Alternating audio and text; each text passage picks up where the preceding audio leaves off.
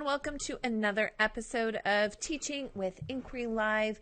Tonight we are talking about planning, preparation, and organization, or what I like to call the trifecta of teacher success.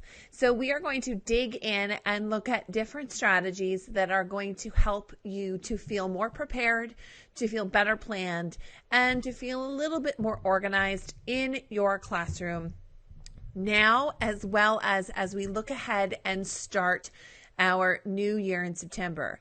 Part of being really well prepared is getting started nice and early. So now is as good of time as any. Plus, it's a good distraction, perhaps, from all of the other things that you might need to be doing right now.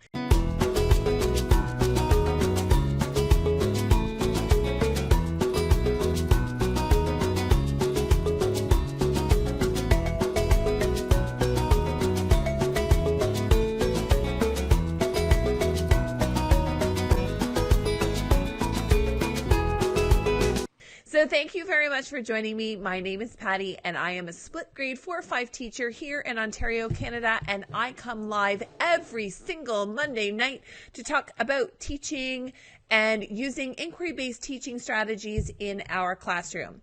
So one of the things that often gets put to the wayside is when you think you're using inquiry-based learning, and that means that you don't necessarily have to be well prepared. I think the opposite, in fact, is true. That one of the things that you need the most is to be well prepared as a teacher so that you can learn to let it go in the moment.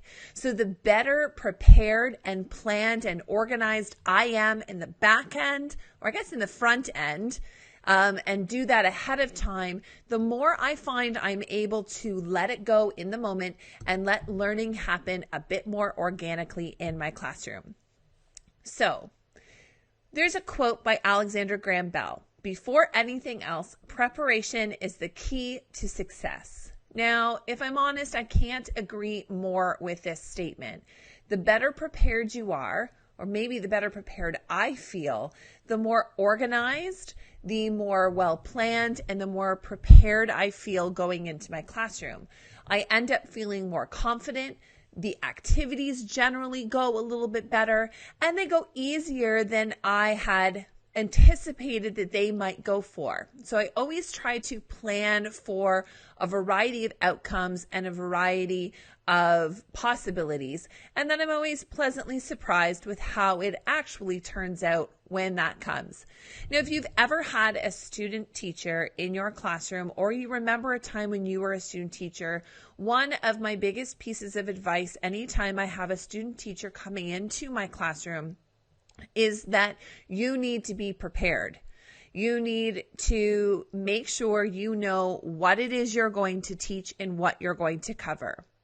And then when you are in the moment, you can back up a little bit and kind of work within the parameters of all of those best laid plans that you set out ahead of time.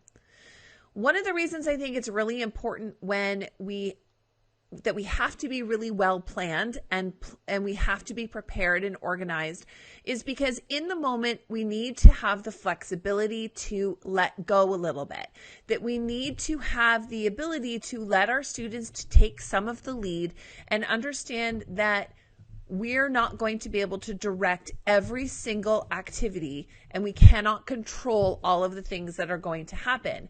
And to expect anything different is a little unrealistic. I mean, we really are teaching students, and they're little humans with underdeveloped brains, and they generally outnumber us 30-1. So we need to understand that things are probably not going to go exactly as we have it written out in paper. But if we're prepared for those things, then we can anticipate what might go wrong and have parameters in which we can prepare for them. So those three things: preparation, planning, and organization.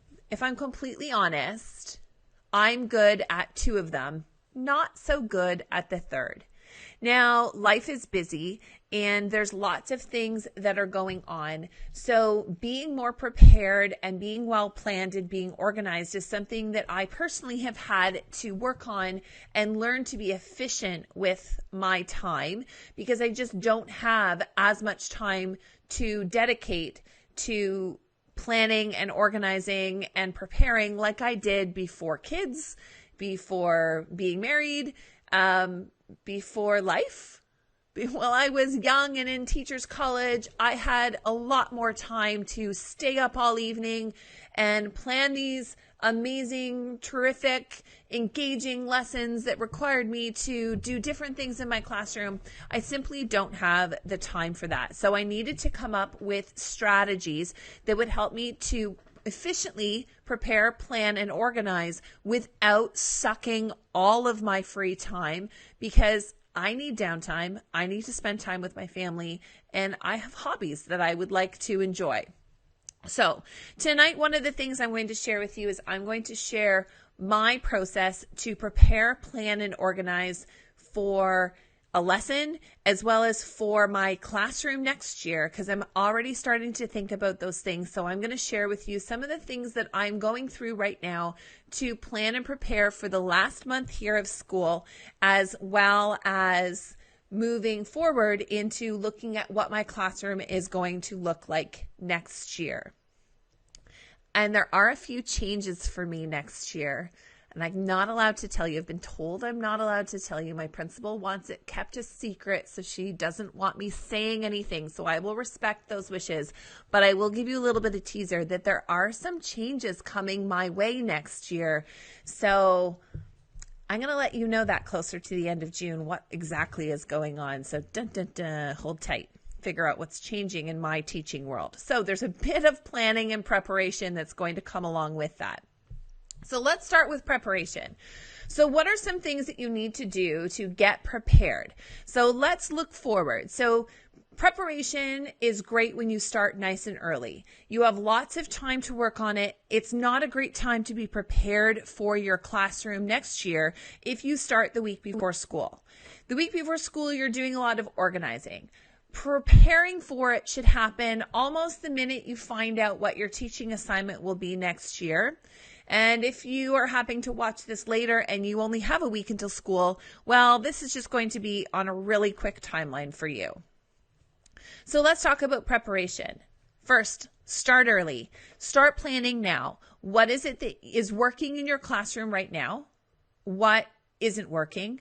What did you start doing in September and October and November and has fallen by the wayside and you've stopped doing that? What could you do differently to either keep it going, or how can you change that system?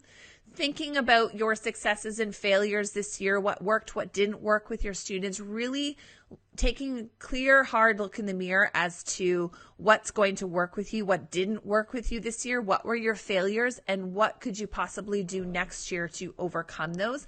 I find that reflective practice being one of the essential things that I can do right now as we're winding down the year, reflecting on what am I not doing right now in my classroom that I said, yeah, sure, I'm totally going to do that all year long, and I've let it go. And reflecting on those things and either keeping it, coming up with a better way to keep me more consistent, or changing it up and doing something totally different. The other thing you need to start thinking about is preparing your space. So looking at your room, looking at your class size, if you know what your class size is going to be next year, and you actually have the space that you're going to be working in, measure it. Measure the things. Make the plan out your space. One of the things I really like to do to plan out my space is literally measure all of the things in my room. I measure the perimeter and area of my classroom. I will make a little sketch of my classroom. In fact, I have a document on my computer with all of the objects in my classroom to scale, because I'm a bit crazy like that.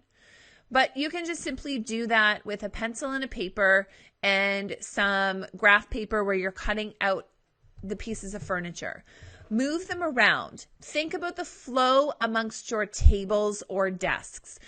Around for movement, you need about 3 feet of movement around each obstacle. So if you have a desk, you're going to need about a 3-foot, if it's just solitary sitting in there for movement purposes, you're going to need about a 3-foot buffer between that and another object in the classroom. A major walkway, you might want to double that. So coming in through your classroom door, you might want a nice big wide 6-foot path that allows students to pass freely both directions going that way, as well as where is your main teaching area, where will your desk go if you have one. All of those things are important parts to be prepared for. Your space will set the tone for what your classroom looks like and feels like to your students. Is a good idea, and making sure that feels prepared. If there are pieces of furniture that you would like to add, such as flexible seating options, now as people are spring cleaning in their homes and getting ready for summer, it is a great opportunity to scout things like Facebook Marketplace or Value Village or other thrift stores. Small consignment shops in your local area, our furniture consignment stores are great places to get fairly sturdy pieces of furniture for a really low cost. And if you are looking at trying flexible seating, there are really simple options that are not going to cost an arm and a leg and will allow you to have multiple spaces. Value Village and their shower curtain section will actually give you a great piece of fabric to cover ugly stools or ottomans that you might find, or you can find rocking chairs, wooden chairs, plastic chairs from garden furniture that people are upgrading their old furniture and might be getting rid of. Decent furniture that will be sturdy enough for your classroom, and it's not going to cost you a ton of money. Almost all of the furniture, extra furniture in my classroom that has been funded by myself has been relatively inexpensive and all found in secondhand or thrift stores. So if you're thinking about moving into flexible seating, that is a great source. Start gathering and preparing the materials that you will need to teach the units you are required to teach. Start acquiring those now. Find your resources. If you want to plan those units yourself, gather those now. If there's units that you want on TPT, depending on who you are, you can look at getting those now. Well, you might be able to still use them a little bit this year and kind of trial them on your students. That might be a good idea to see how it fits with you. The other ideas is waiting until some of those big sales, but at least putting them on your wish list and figuring out what materials that you do want. And if you get them early, it means that you have more time to look them over, prepare your brain as to what they will look like and function in your classroom. Know if this is a new grade switch for you, review the content of that grade level and really go through the curriculum. I personally like to take some time and go through the curriculum every year and make notes for myself about what each strand is. A coworker of mine actually goes through and color codes her curriculum because our Ontario curriculum is separated into not all of the same related strands are right next to one another. So you have specific expectations, and some of them are related, but they're not next to one another in the curriculum document. So a colleague of mine will go through with multiple colored highlighters, and she will highlight all of the specific expectations that are related that could be grouped together as a unit. And that is a really great idea because it lets you kind of chunk those expectations into an organizational system where you could kind of use that to plan together. And you could even go through different strands and see if you're looking at taking a spiraling approach, see if there's other strands within other parts of the curriculum expectations that could be linked to those big ideas. So really go through and kind of sort through what it is you need to teach and get your brain wrapped around it.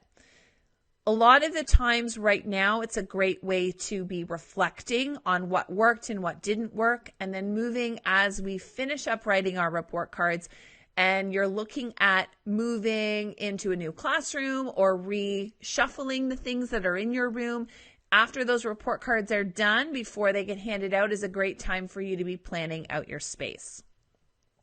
Now, looking at planning. Now, I'm talking about lesson planning, unit planning, long-range planning, individual learning planning, or even school improvement planning. So we can probably leave the individual student plans and the school improvement plans for other opportunities, such as staff meetings and meetings with your learning resource teacher later. But right now, we've talked already this month about lesson planning. In December, I had a live video on unit planning and how to make unit plans, and I can link to that episode in the comments below. But I think that it's really an important time for you to plan out what systems need to be in place for you to plan. So will you be doing daily plans or weekly plans? Are you a paper planner or are you a digital planner? Getting those systems in place and reflecting on what didn't work this year and what you can use next year is a great opportunity for you to think through that now. The other part of planning is to really use your planning time that you may be given really well so that you can get more done during your day so you don't have to take as much work home. So planning is kind of two pieces. One, it's all that lesson planning that you're going to be doing day after day after day or week after week after week, and figuring out what that's going to look like and how it's going to work for you. The other piece is we're given planning time as teachers. Well, hopefully you're given planning time as teachers. So if you have planning time, how are you going to most effectively use it? Now, this is hard, but you've got to create some rules for yourself and some situations where you can set yourself up for some success. So this year, I have had to be more efficient with my planning time. I have had kids involved in after school activities that have taken up a lot of that time that I would traditionally use after school as planning time. As I'm doing more and more and more with Madly Learning, I have had to take some of that time away, or I've had to become more efficient with my time for my day job. So some of the things that I'm going to share with you about how to be better planned are some of the things that I have implemented this year. And I've been surprised that I can get just as much done, even though I'm not actually at school for much longer other than my instructional day. So, number one, close my door and be less social, or limit my social interactions. I'm a pretty social person at work. I love a good day debrief in the hallway after school, but I've really had to put a limit on what that looks like and how much time I spend doing that, because I need to leave at the end of the day. Forcing myself to leave at the end of the day and not getting stuck socializing all the time has freed up some of my time, because I can spend more of my time on task. During my prep, I need to guard my time fiercely. I purchased a pair of noise canceling headphones that are really big over your ear headphones that I can put on. These headphones are really obvious when I put them on, and they're noise canceling. But when I'm sitting at my desk and I put music on, I actually can't hear what's happening in my classroom. So I don't often get my classroom for prep, and I have to share my space. But the quietest place to work, or the place that I'm least distracted by, people walking into the staff room or being social, is sitting at my desk, because I've shoved it in a corner of my room and I've kind of barricaded it visually. So it's not very open. I'm kind of hidden where my desk is located in my classroom. When I put these on, I can't hear anything. And all of the noise in my classroom with all 29 students is minimized and I can't hear them. So I can work and listen to music and I feel a little bit more isolated. I was able today to complete 8 learning skills during a 50-minute prep with the help of Student Evaluator, by the way. If you saw my Insta stories, you would have heard me talking about that. I was able to use a lot of my time well during my prep because I'm blocked off against the world. Now, this is a process that really works for me, is to kind of be in my own little world when I need to work. But I find the headphones also serve as a leave me alone device. So even if I do have to go and work in the staff room, if I have these on, it's really clear to other people that I'm focused and I'm not able to talk. And I don't think that people think that that's rude. I think people understand that I'm busy and I'm working and they respect that. I have to let go the idea that someone's going to think I'm rude because I need to focus on working. So using my prep time to actually prep and plan is important. Now, I will be honest, I don't use every single prep every day for that, but I make myself at least use 2 to 3 of my preps a week to actually mark or plan or prep and keep focused. So it's not all of those administrative tasks that we have to do, but I really try to guard that time pretty well. And no matter what, mark during those times or make my lesson plans or get prepared for the next day or the next lesson or write report card comments. Learn to say no.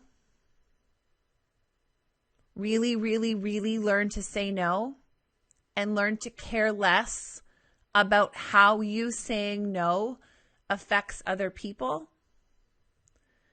And put yourself first and be okay with saying no.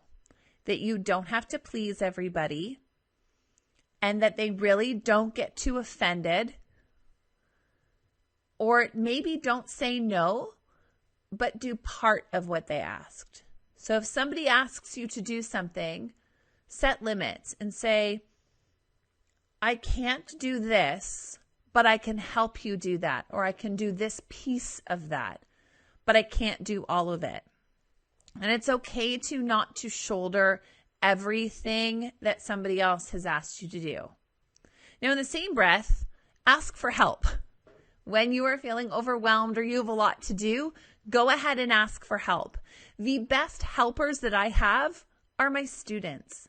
Delegating tasks in my day, such as checking agendas and writing the date on the board and organizing the iPads and tidying up the classroom and organizing my cupboards and replacing things and removing things off of bulletin boards. All of those things students really like doing. And asking them to help me out at doing some of those tasks that need to be done, but they don't always need to be done by me. So asking my students to help me do those things means that I'm not doing all of those things during my prep or after school because they do need to be done, but they don't always need to be done by me. And also find opportunities to work in unusual places.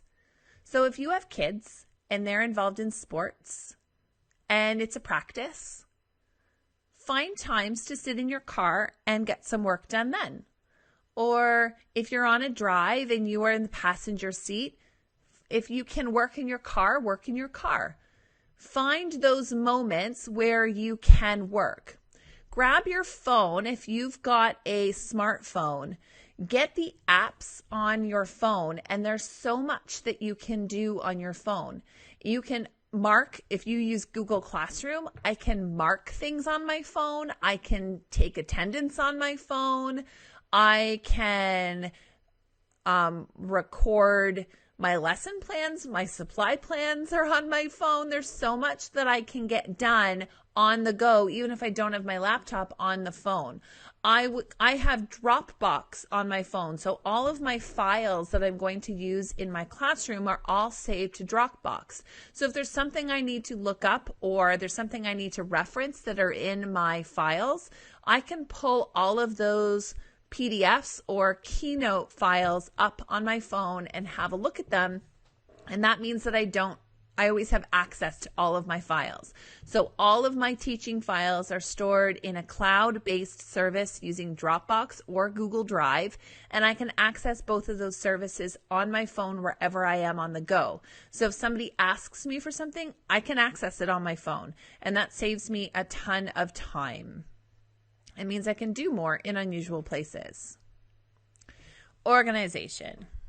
Now, this is one that is a struggle for me, and I think that might surprise some people because I am busy. But organization is definitely something that does not come naturally to me. I like to think I'm organized, but I'm not that organized. There's so many people that are better organized than I am. I compensate for my lack of organization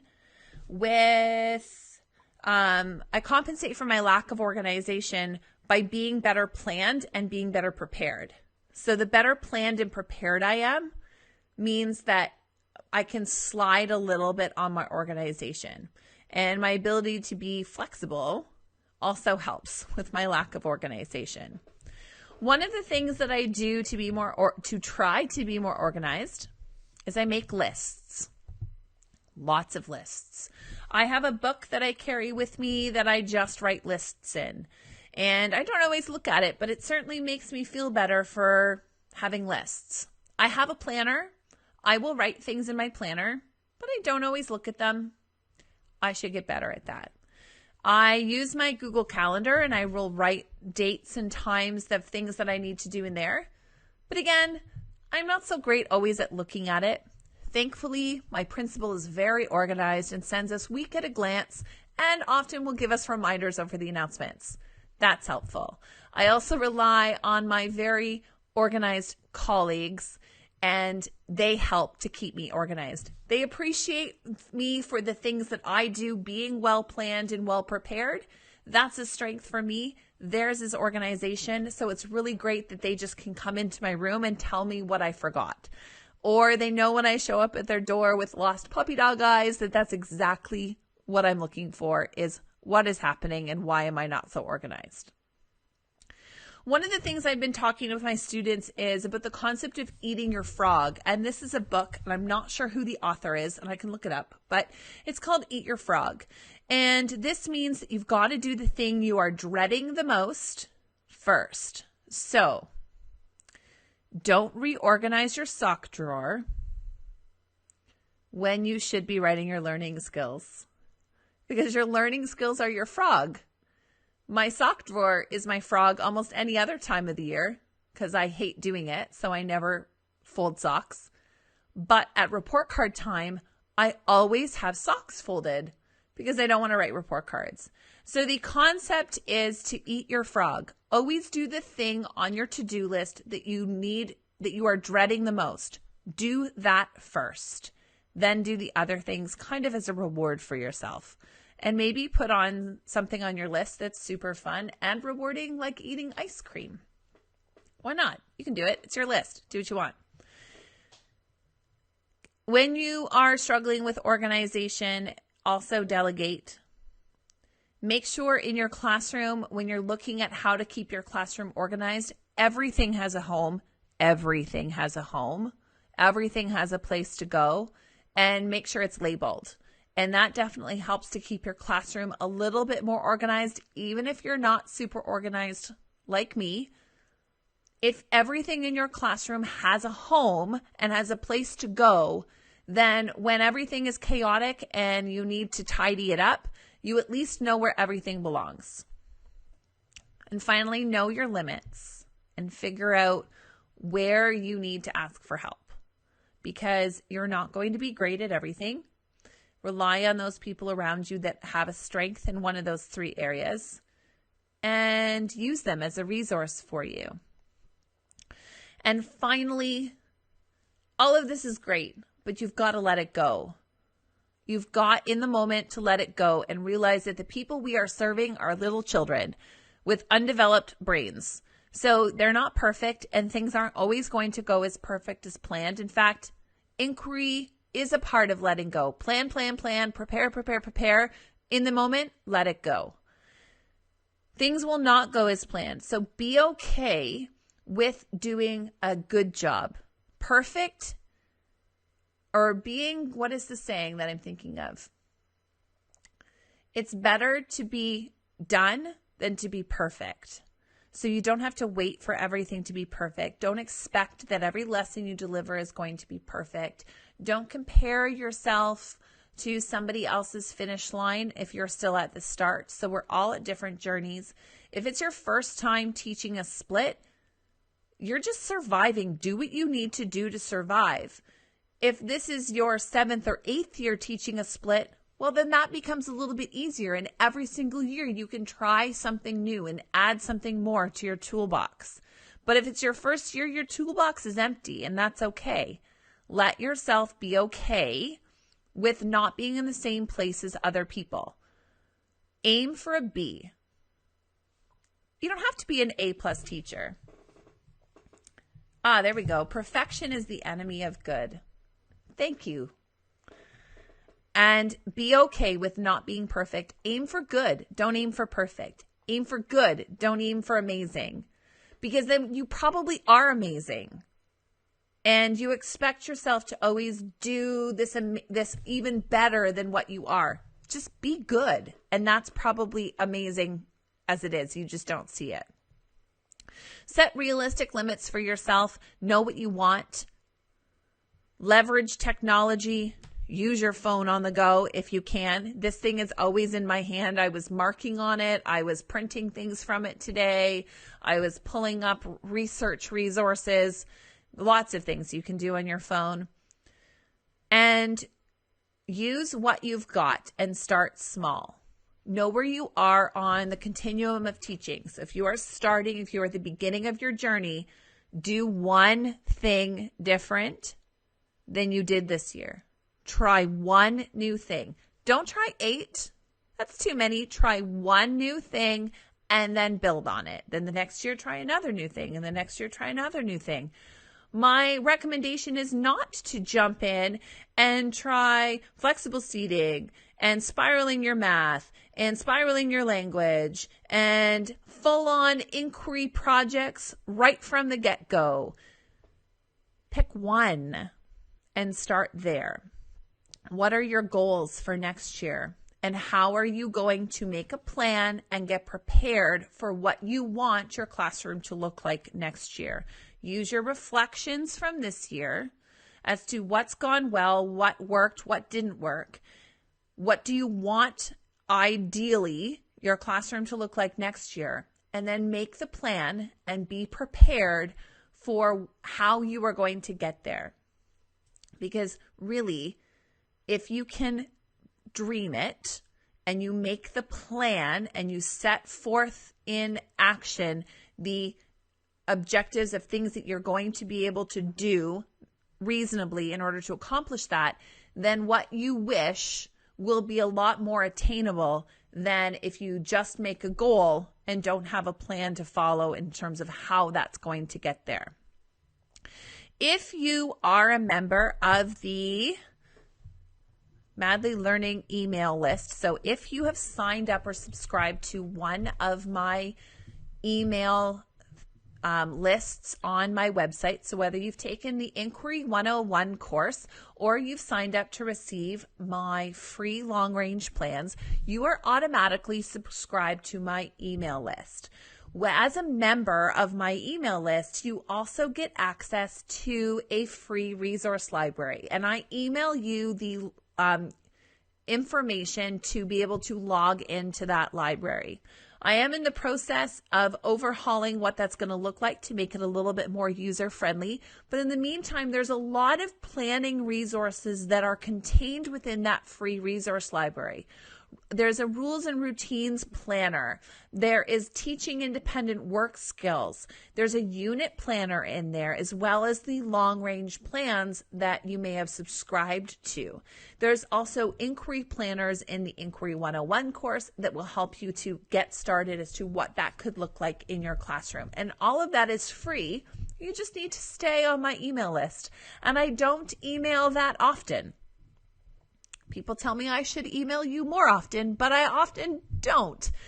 So I will not be spamming or bombarding you all of the time. So if you have not yet signed up for my email lists to get access to the free resource library for email subscribers, I highly recommend you do that. There is a lot of planning and preparation and organizational things within that resource library that will help to get you thinking and started as you move into getting ready for next year. So the month of June, we are going to move into talking about some stress and planning and what we can look at, how we can keep ourselves healthy and not use all of our summer to be planning and preparing, which is why I recommend doing it now, because then you can have some of your summer. So we're going to be looking at teacher burnout and teacher stress and how to manage all of those things. Happy, healthy teachers in the month of June. So look forward to that. That's all I have for tonight. So thank you so much for joining us, and I will see you next Monday.